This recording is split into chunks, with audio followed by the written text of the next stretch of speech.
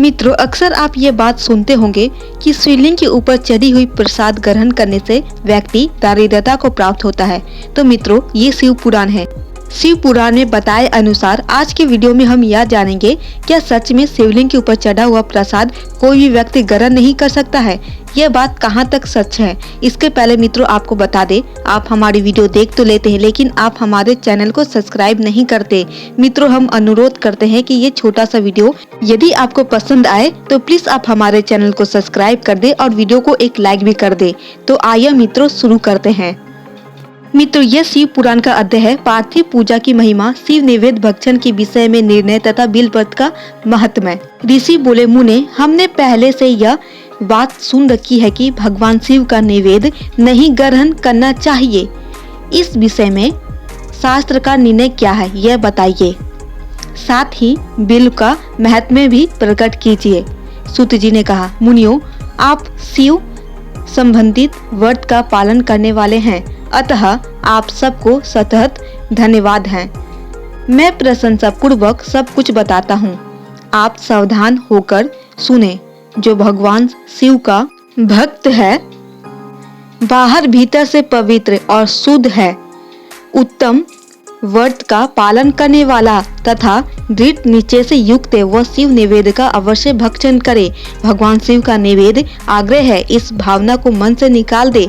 शिव के नैवेद्य को देख लेने मात्र से भी सारे पाप दूर भाग जाते हैं। उसको खा लेने पर तो करोड़ों पुण्य अपने भीतर आ जाते हैं। आए हुए शिव नैवेद्य को सिर झुकाकर प्रशंसा के साथ ग्रहण करे और प्रयत्न करके शिव स्मरण पूर्वक उसका भक्षण करे। आए हुए शिव नैवेद्य को जो यह कहकर कि मैं इसे दूसरे समय में ग्रहण करूंगा, लेने में विलंब कर देता है, वह मनुष्य निश्चय ही पाप से बंध जाता है। जिसने शिव की दीक्षा ली हो, उस शिव भक्त के लिए यह शिव नैवेद्य अवश्य भक्षणीय है। ऐसा कहा जाता है, शिव की दीक्षा से युक्त शिव भक्त पुरुष के लिए सभी शिवलिंगों का निवेद्य शुभ एवं महाप्रसाद है, अतः वह उसका अवश्य भक्षण करे।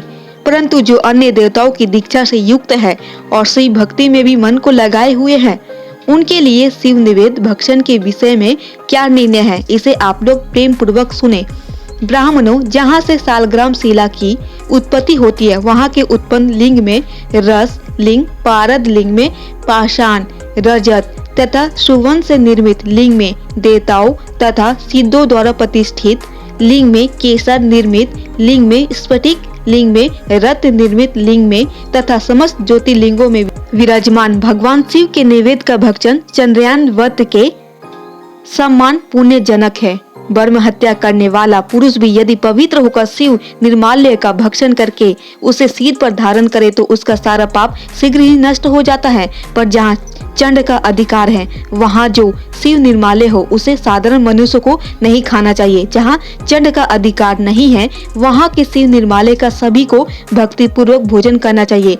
बाण लिंग, नर्मदेश्वर, लोह निर्मित, स्वर्ण आदि धातु में लिंग, सिद्ध लिंग, जिन लिंगों की उपासना से किसी ने सिद्धि प्राप्त की है अथवा जो सिद्धों द्वारा स्थापित है, वे लिंग स्वयंभू लिंग, इन सब लिंगों में तथा शिव की प्रतिमाओं में मूर्तियों में चंड का अधिकार नहीं है। जो मनुष्य शिवलिंग को विधि पूर्वक स्नान कराकर उस स्नान के जल का 3 बार आचमन करता है, उसके कायिक, वाचिक और मानसिक तीनों प्रकार के पाप यहाँ शीघ्र नष्ट हो जाते हैं। जो शिव नैवेद्य पत्र, पुष्प, फल और जल आग्रह है, वह सब भी सालग्राम शिला के स्पर्श से पवित्र ग्रहण के योग्य हो जाता है। मुनीश्वरों, शिवलिंग के ऊपर चढ़ा हुआ जो द्रव्य है वह आग्रह है। जो वस्तु शिवलिंग स्पर्श से रहित है, अर्थात जिस वस्तु को अलग रखकर शिवजी को निवेदित किया जाता है, लिंग के ऊपर चढ़ाया नहीं जाता, उसे अत्यंत पवित्र जानना चाहिए। मुनिवरों, इस प्रकार नैवेद्य के विषय में शास्त्र का निर्णय बताया गया।